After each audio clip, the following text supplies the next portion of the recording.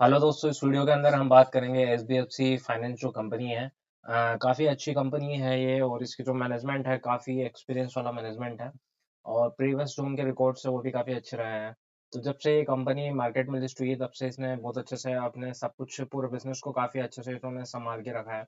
और इनकी asset quality अगर बात करें या फिर इनकी स्प्रेड रेट, उसके बारे में सब कुछ हम डिटेल में बात करेंगे। साथ ही इनकी रिसेंटली कॉन कॉल हुई थी, तो उस कॉन कॉल को भी हम अच्छे से एनालाइज करेंगे, उसके बेसिस पे क्या-क्या चीज़ें हैं। तो जैसा कि हमने अभी तक पहले भी कैपरी ग्लोबल को, होम फर्स्ट फाइनेंस को और इंडिया शेल्टर, इन सबको एनालाइज किया है, वैसे इसको भी हम आगे एनालाइज करते हैं। तो सबसे पहले अगर हम बात करें एयूएम की, तो कंपनी का एयूएम लगभग 99,138 करोड़ का भी एयूएम है। ये करोड्स में ही है, आई थिंक फिगर करोड्स में है ये सारी फिगर। और अगर ईयर ऑन ईयर बेसिस पे बात करें तो 29% की ग्रोथ यहाँ आई है। और अगर हम क्वार्टर ऑन क्वार्टर बेसिस पे बात करें तो 6% की ग्रोथ है, काफ़ी सिग्निफिकेंट ग्रोथ है। और लगभग कंपनी बहुत जल्दी 10,000 करोड़ के आसपास का इसका एयूएम होने वाला है। अगर हम डिस्बर्समेंट की बात करें तो डिस्बर्समेंट के अंदर 815 करोड़ की इन्होंने डिस्बर्समेंट की है। ईयर ऑन ईयर बेसिस पे तो 21% की ग्रोथ है, but quarter on quarter basis पे लगभग फ्लैटिश परफॉर्मेंस है। इन सब पॉइंट्स पे भी डिस्कशन करेंगे। ब्रांचेस कंपनी के पास में भी 220 ब्रांचें हैं। 28 ब्रांचें इन्होंने ईयर ऑन ईयर बेसिस पे ग्रो हुई है, और last quarter on quarter basis पे इन्होंने 5 ब्रांचेस ऐड करी है। ग्रॉस एनपीए की बात करें तो ईयर ऑन ईयर बेसिस पे तो बढ़ा है, लेकिन क्वार्टर ऑन क्वार्टर बेसिस पे थोड़ा सा गिरा है। और अगर हम यहाँ बात करें यील्ड की और स्प्लिट की, तो इनकी जो यील्ड है वो लगभग 18% ही चार्ज कर रहे हैं, और स्प्लिट के पॉइंट ऑफ व्यू से बात करें तो 9.05% है। अभी तक हमने जितनी भी कंपनियों को एनालाइज किया है उसमें आई थिंक सबसे ज़्यादा ये जो इनका स्प्रेड है वो सबसे ज़्यादा इन्हीं का ही है। और कंपनियों का इतना स्प्रेड नहीं है जितना इनका है। मतलब अगर देखा जाए तो अभी तक जितना भी हमने पूरा जो देखा है उसके बेसिस पे। तो अब ये स्प्रेड का ग्रोथ, जैसे कि यहाँ per year on year basis पे अगर हम देखें तो जैसे यील्ड के अंदर 32% के बेसिस पॉइंट की ग्रोथ है। और अगर हम बात करें स्प्रेड की तो लगभग 68 बेसिस पॉइंट की यहाँ पे ग्रोथ है। अब ये यील्ड के अंदर और स्प्रेड के अंदर ग्रोथ होने का बेनिफिट क्या है? अगर यील्ड का वैल्यू बढ़ता है, यानी कि मोटे भाव पे, मोटे इंटरेस्ट पे अगर आगे लोन पास कर पा रहे हैं, लोन दे पा रहे हैं, और इनकी कॉस्ट ऑफ बोरोइंग पीछे से सस्ती है, तो इनको उतना ही ज़्यादा स्प्रेड का बेनिफिट मिलता है। और ये जो स्प्रेड का जो बेनिफिट है ये डायरेक्ट इनके निम में दिखेगा, नेट इंटरेस्ट मार्जिन के अंदर दिखेगा। ओपेक्स टू एयूएम की बात करें तो लगभग ईयर ऑन ईयर बेसिस पे 20 बेसिस पॉइंट की गिरावट है, और क्वार्टर ऑन क्वार्टर बेसिस पे 19 बेसिस पॉइंट की गिरावट है। अब ये वाली चीज़ से भी कंपनी के जो ओवरऑल रिजल्ट में, या कंपनी का जो बोले हम कि जो कंपनी है उसके ओवरऑल इनकम ग्रोथ मिलेगी। और इसकी वजह से भी कंपनी को लेवरेज का बेनिफिट मिलेगा, क्योंकि कंपनी अब सेम ₹100 कमाने के लिए वही सेम पैसा खर्च करना पड़ रहा है। और अगर हम देखें ईयर ऑन ईयर बेसिस पे 20 बेसिस पॉइंट और क्वार्टर ऑन क्वार्टर बेसिस पे 19 बेसिस पॉइंट की यहाँ पे गिरावट है। तो इसका फायदा ये है कि अब कंपनी को सेम कंडीशन, मतलब जो कंपनी के पास में अभी ऑपरेशनल एक्सपेंसेस है उसी एक्सपेंस पे कंपनी ज़्यादा बिजनेस कर सकती है। अगर हम पेट की बात करें तो यहाँ पर जैसे 29% की ईयर ऑन ईयर बेसिस पे ग्रोथ मिली है यूएम को, बट यहाँ पे लेवरेज का बेनिफिट नहीं मिला। अब ये चीज़ हम आगे एनालाइज करेंगे, इसको आगे कि ऐसा क्यों नहीं हो पाया। और अगर हम बात करें यहाँ पे रिटर्न ऑन एयूएम की, तो 4.56% है। और अगर आरओई की बात करें तो लगभग 14.09% की है। और जब ये कंपनी लिस्ट हुई थी उस टाइम पे इसकी आरओई लगभग 10% के आसपास थी, और जब से लिस्ट होने के बाद से कंटिन्यू इस कंपनी ने अपनी आरओई को मेंटेन रखा है। और अभी भी कॉन कॉल के अंदर जब कंपनी से पूछा गया है कि आपकी जो आरओई है वो 14, मतलब आपका क्या आरओई का टारगेट है, तो कंपनी ने ये स्टेटमेंट दिया था कि अभी currently we are focusing on the 15% as a ROE. और लेटर हम उसके बारे में आगे बात करेंगे, बट अभी हमारा नियर टर्म जो गोल है वो 15% के आसपास की हम आरओई करना चाहते हैं। दूसरा, कंपनी से जब डिस्बर्समेंट के रिगार्डिंग पूछा कि क्वार्टर ऑन क्वार्टर बेसिस पे सिर्फ 1% की ही यहाँ पे ग्रोथ क्यों आई है, उससे मतलब फ्लैटिश क्यों रहा है, तो उस पे कंपनी ने बोला कि अभी कुछ ग्राउंड प्रॉब्लम, मतलब जो रियलिटी पे कुछ प्रॉब्लम कंपनी अभी फेस कर रही है ड्यू टू सम इश्यूज। तो उसकी वजह से ये ज़्यादा डिस्बर्समेंट नहीं कर रही है, और ज़्यादा ब्रांच एक्सपेंशन भी नहीं कर पा रही है, नहीं कर रही है। और कंपनी का कहना है कि लगभग इनकी 60% ब्रांच है जो मैच्योर है, और वो आरओई लगभग 15% का आरओई कर रही है। और बाकी 40% ब्रांच है अभी भी इमेच्योर है, जो कि लगभग 8 से 10% के बीच का आरओई कर रही है। तो कंपनी चाहती है कि वो ज़्यादा ब्रांच एक्सपेंशन की जगह जो इनके पास अभी ब्रांचेस है उनसे और ज़्यादा बिजनेस करे और उनसे और ज़्यादा बिजनेस आगे बढ़ाए। अब जो बड़ी ब्रांचें हैं मतलब जो मैच्योर ब्रांच है वो लगभग मतलब जो लगभग 60 से 65 करोड़ का बिजनेस कर रही है। वहीं अगर हम बात करें जो इनकी 40% वाली ब्रांचेस है मतलब जो 40% इमेच्योर जो ब्रांचेस है वो लगभग इनका 20 से 25 करोड़ के आसपास का बिजनेस कर रही है। तो कंपनी चाह रही है कि हम पहले उसको मैच्योर बनाएं उसके बाद ही हम आगे बढ़ें। तो कंपनी अभी मतलब ओपेक्स ज़्यादा नहीं कर रही है और सेम ऑपरेटिंग एक्सपेंस पे ज़्यादा बिजनेस करने की कोशिश कर रही है। अब इसका बेनिफिट यहाँ पे आपको दिखेगा ओपेक्स टू एवीएम फ्यूचर के अंदर जब भी कंपनी ऐसा और आगे करेगी। तो अगर कंपनी के हम बात करें कस्टमर तो कंपनी बेसिकली इस सेगमेंट पे फोकस करती है जहाँ पे वो 5 लाख से लेकर लगभग 30 लाख के बीच का जो लोन है वो प्रोवाइड करने की कोशिश करती है। और कंपनी का ऐसा कहना है कि जैसे कि ये जो सेगमेंट है यानी कि 5 लाख से लेकर 30 लाख के बीच का जो ब्रैकेट है ये अभी लगभग लगभग 4 ट्रिलियन का मार्केट है। ये कंपनी ने अपनी कॉन कॉल के अंदर बताया है और लगभग ये हर बार 24.4 या रफली हम 24% मानते हैं तो 24% से ग्रो हो रहा है।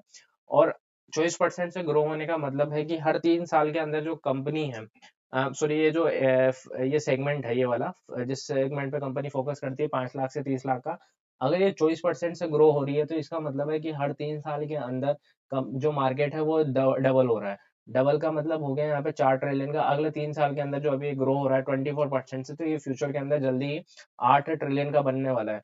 और मतलब 2-3 बार ऐसा होने के बाद में ये जो सेगमेंट है लगभग 20% से आगे फ्यूचर में ग्रोथ होने वाली है। यानी कि अगर हम देखें तो लगभग 20% भी अगर ग्रो हो रहा है तो उसका मतलब है कि लगभग 4 या फिर 3.5-4 साल के अंदर हर बार डबल हो रहा है ये मार्केट की साइज। तो कंपनी ने ये कॉन कॉल में बोला अपनी।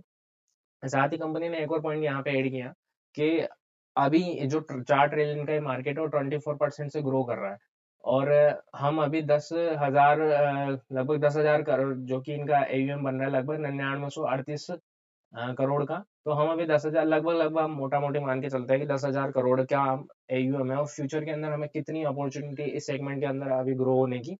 तो ये कंपनी ने ये वाली बात बताई।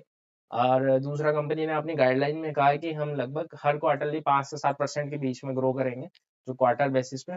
और वहीं अगर हम बात करें month year on year basis पे लगभग 35 से 30% जो कंपनी की एज यूजुअल जो गाइडलाइन है कंपनी ने उसमें कोई कटौती नहीं करी है। कंपनी का मानना है कि हम इस आराम से अचीव कर लेंगे। और अगर पेट के पॉइंट ऑफ व्यू से बात करें तो एयूएम है लगभग 10,000 करोड़ के आसपास का राउंड फिगर में 9938 और इसका जो पेट है वो लगभग 210 करोड़ के आसपास है। ये कंपनी की टीम है। उसके बाद अगर हम आगे बात करें तो कंपनी का यहाँ पे बिजनेस मोमेंटम की बात करें तो लगभग सीएजीआर के पॉइंट ऑफ व्यू से लगभग 2 से 3 साल के अंदर अगर हम देखें तो पिछले 3 साल का अगर देखा जाए तो 33% से जो इनका एयूएम है उसमें ग्रोथ है। और अगर हम यहाँ पर क्वार्टर ऑन क्वार्टर बेसिस पे हमने बात कर ली ईयर ऑन ईयर बेसिस पे हमने बात कर ली 29% ईयर ऑन ईयर बेसिस पे क्वार्टर ऑन क्वार्टर बेसिस पे 6% पे कंपनी की ग्रोथ है। और कंपनी किस सेगमेंट में ज़्यादा है कंपनी सिक्योर एमएसएमई के सेगमेंट में ज़्यादा है कंपनी का बिजनेस है वो ज़्यादा सिक्योर एमएसएमई की से आता है। उसके अलावा अगर हम बात करें तो कंपनी का जो बिजनेसेस है मोस्ट ऑफ द वो है 66 से जो ये ब्रांच वाइज इनका ब्रांच मिक्सअप है। और जो कंपनी का सबसे ज़्यादा बिजनेस है वो है नॉर्थ रीजन के अंदर। और उसके बाद सॉरी सबसे ज़्यादा जो बिजनेस है वो साउथ के अंदर है। उसके बाद में सेकेंड नंबर पे आता है कंपनी का जो बिजनेस है वो नॉर्थ के अंदर है। और अभी इनको साउथ में जो कर्नाटका है वहाँ पे कुछ पॉलिटिकल इशू की वजह से कुछ यहाँ पे प्रॉब्लम अभी फेस करनी पड़ रही है। और कंपनी के अगर कॉन कॉल के अंदर बात करें तो कंपनी ने अपना जो भी कंपनी की अगर हम यहाँ पर देखें हैं डेटा में अभी हम देखते हैं। यहाँ पे पहले क्रेडिट की बात करते हैं फिर उसके बाद हम आगे कंपनी उसके रिगार्डिंग क्या कर रही है उस पर ध्यान देते हैं। तो जो कंपनी का जीएनपी है यानी कि ग्रोस एनपीए वो अगर हम देखें तो थोड़ा सा कम हुआ है। कंपनी की किस स्ट्रेटेजी की वजह से ऐसा हुआ है वो अभी हम बात करेंगे।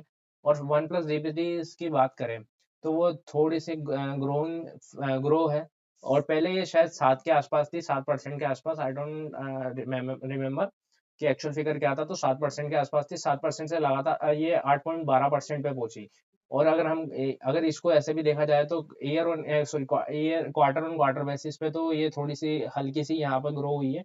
बट अगर हम डीपीपी इसकी बात करें क्वार्टर पिछले क्वार्टर Q2 FY25 और 26 को अगर हम बात करें क्वार्टर वाइज Q2 को तो ये बहुत ज़्यादा है। और इसकी वजह से कस्टमर क्या हो रहा है 1 से 2 ईएमआई वो आराम से मतलब ड्रॉप हो रही है उसकी ईएमआई। तो उसकी वजह से यहाँ पे एनपीएस वगैरह है अभी मैनेजेबल है। अब इसके लिए कंपनी ने क्या स्ट्रेटेजी अपनाई है, जो मार्च 2024 के अंदर जो कंपनी 700 से ऊपर का जो 84 या 85% के समथिंग जो सिविल पास करती थी, मतलब बुक को एक्सेप्ट करती थी कस्टमर को, अब इन्होंने इसको बढ़ाकर 88% कर दिया है। यानी कि 700 से ऊपर का जो भी सिविल स्कोर होगा उसी को ये 88% इनके कस्टमर ऐसे हैं जो 700 से ऊपर के सिविल को मेंटेन करते हैं। अब ऐसा इसलिए है क्योंकि कंपनी का मानना है कि हमें अपनी एसेट क्वालिटी को दांव पे लगाकर ग्रो नहीं करना मार्केट के अंदर। इसलिए अभी रिसेंटली जो इनकी कॉन कॉल के अंदर इन्होंने बताया है कि अगर इनके पास में कोई भी फाइल आ रही है, तो उस फाइल का पहले तो जो कस्टमर है उसका सिविल स्कोर बहुत ज़्यादा होना चाहिए, पहली कंडीशन इनकी है। दूसरी कंडीशन इन्होंने रखी है कि जितनी भी फाइलें आ रही है उसमें से ये इनिशियली लगभग 50 से 55 या 50 से 55 या फिर 40 से 55 इस रेंज के अंदर फाइलों को ही अप्रूवल करते थे। बट अब इन्होंने और क्राइटेरिया छोटा कर दिया है, उसको 40% ही कर दिया है कि 40% से ज़्यादा हम फाइलों को अप्रूवल नहीं करेंगे। और उस कस्टमर का जो पिछला जो हिस्ट्री है वो सॉलिड होनी चाहिए उसकी लोन पे बैक करने की। दूसरा उसका जो सिविल है वो 700 या 700 से ऊपर होना चाहिए, हम उसी को कंसिडर करेंगे। क्योंकि इनका टारगेट है कि हम ज़्यादा से ज़्यादा हमारा जो बिज़नेस है उसकी जो एसेट क्वालिटी है उसको सिक्योर रखना चाहते हैं। हम ग्रो नहीं करेंगे ज़्यादा, पर एसेट क्वालिटी को दाँव पे लगाकर हम अपना जो हमारा जो रिकॉर्ड है वो बिगाड़ेंगे नहीं।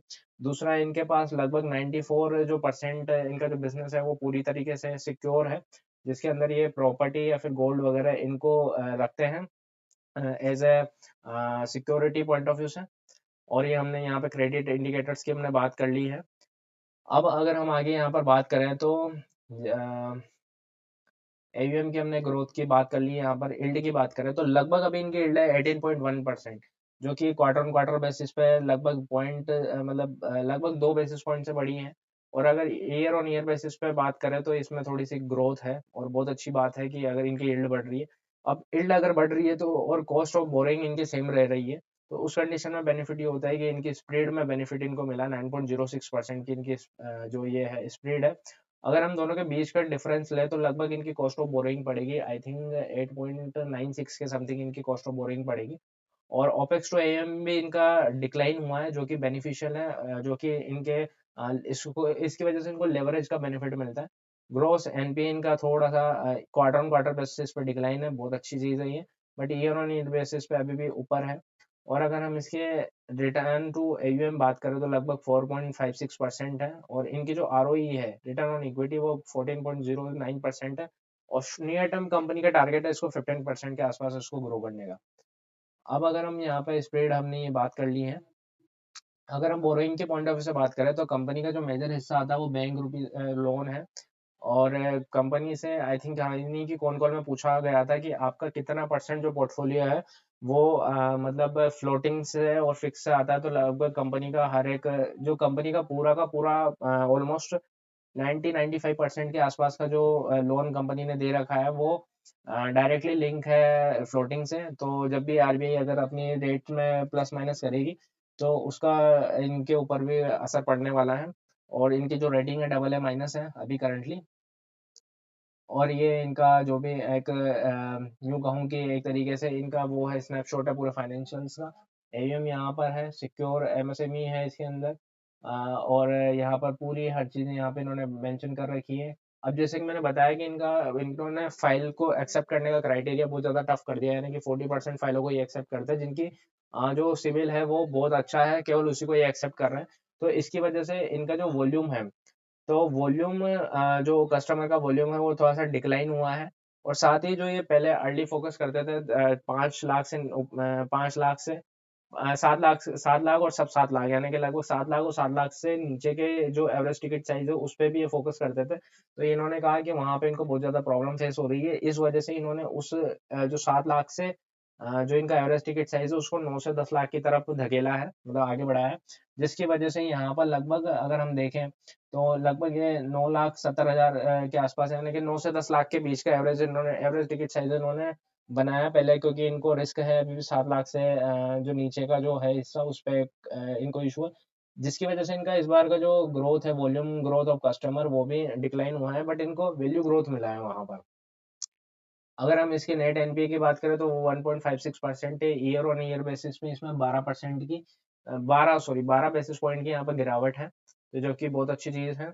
अब अगर हम यहाँ पर देखें, जब हमने देखा कि कंपनी को ईयर ऑन ईयर बेसिस पे यहाँ पर इनकम में ग्रोथ मिली है, क्योंकि यहाँ पर जो सितंबर, ये अगर इस क्वार्टर को क्वार्टर से कंपेयर करें और अगर हम ईयर को ईयर से कंपेयर करें, क्वार्टर को क्वार्टर कंपेयर करें, तो हमें ग्रोथ दिख रही है। और दूसरा हमने देखा था कि इनका जो वो है, ये स्प्रेड कॉस्ट की वजह से, दूसरा हमने देखा था कि ओपेक्स जो कॉस्ट है, उसके अंदर भी अगर आप देखेंगे तो गिरावट ही है ऑलमोस्ट, मतलब गिरावट थोड़ी सी, मतलब ओपेक्स इनकी कॉस्ट कम हुई है, ओपेक्स टू एम जो कॉस्ट है, बट इनकी जो क्रेडिट कॉस्ट है वो बढ़ने की वजह से यहाँ पर इनकी जो प्रॉफिट आफ्टर टैक्स है उसके अंदर इनको मतलब बेनिफिट नहीं मिला है। और मैनेजमेंट का कहना है कि अभी कुछ टाइम इनकी जो कॉस्ट ऑफ क्रेडिट कॉस्ट है वो अभी और बढ़ने वाली है थोड़े टाइम के लिए, फिर उसके बाद में थोड़ी वो डिक्लाइन फेज पर आएगी। तो आप आराम से ये चीज़ देख सकते हैं यहाँ पर। तो ये हमने पूरा ऑलमोस्ट कवर किया है इसका, कि ये इसका कौन-कौन क्या था, इसका रिज़ल्ट कैसा क्या आया, उसको हमने पूरा इसमें वीडियो के अंदर एनालाइज़ किया। आई होप ये वीडियो आपको अच्छी लगी होगी और नॉलेजफुल रही होगी, और हमने पूरा कौन-कौन से इसको कनेक्ट करके इस वीडियो को डिलीवर करने की कोशिश की है। तो इस चैनल को आप सब्सक्राइब कर सकते हैं। Thanks for watching this video.